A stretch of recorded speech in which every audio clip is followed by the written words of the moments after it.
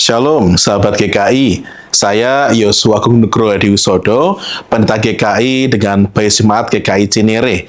Kita kembali berjumpa dalam program Sapaan Gembala, dan mari kita mengawalinya dengan berdoa. Bapa dalam surga, kami mengucap syukur kami akan kembali mendengarkan firman Tuhan.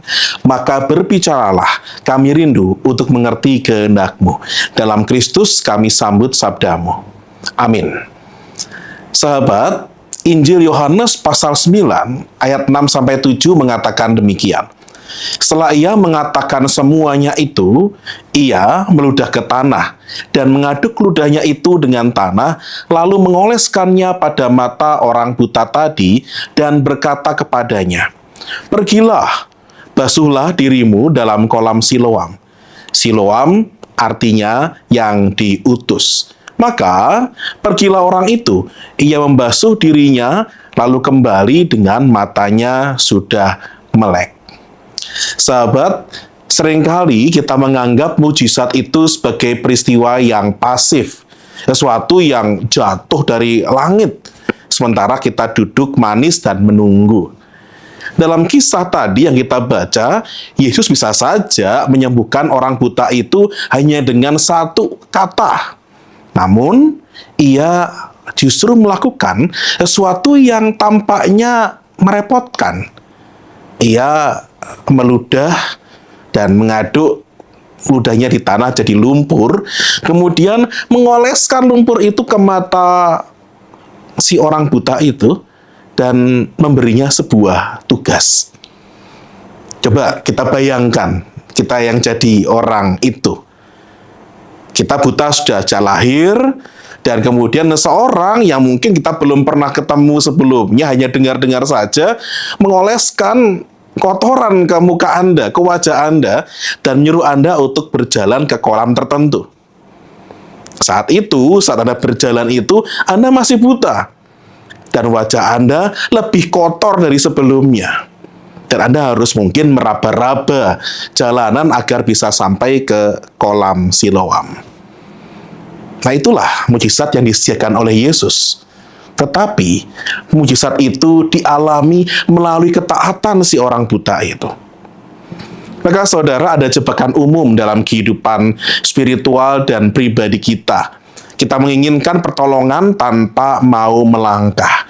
Kita minta terobosan keuangan tetapi menolak untuk mengatur anggaran atau mengubah gaya hidup. Kita minta hubungan yang lebih baik, tapi kita menolak untuk introspeksi atau mulai komunikasi. Kita minta damai sejahtera dari Tuhan, tetapi menolak untuk melepaskan amarah dan kebencian. Nah, Tuhan Yesus menyediakan obatnya, yaitu lumpur. Tetapi kesembuhan tersebut menuntut si orang buta itu untuk taat dan membasuh diri. Kalau si orang itu hanya duduk diam, menunggu lumpurnya ini bekerja secara ajaib, tanpa mau bergerak, dia akan tetap dalam kondisi yang gelap. Matanya bahkan jauh lebih kotor dari sebelumnya. Maka mari kita berefleksi, sahabat. Saat ini lumpur apa yang sebenarnya sudah diberikan kepada saudara dan saya? Apakah saat ini ada nasihat, sumber daya, kesempatan yang mungkin kita abaikan karena hal itu menuntut sebuah upaya lebih dari pihak kita?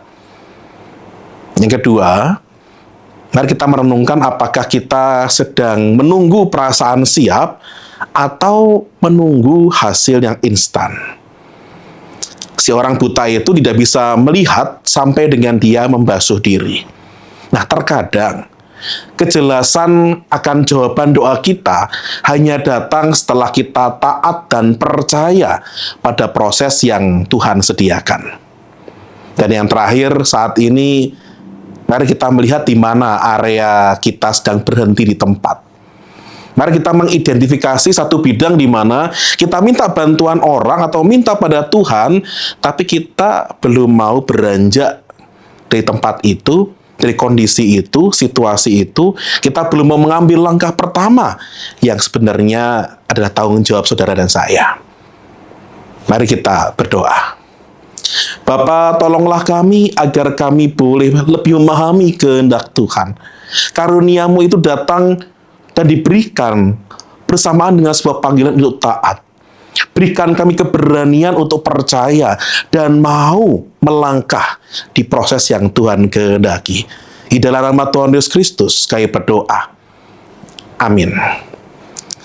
Demikian sahabat GKI, sapaan gembala kita. Jangan lupa like dan subscribe dan juga bagikan ke teman-teman yang lain. Tuhan Yesus memberkati.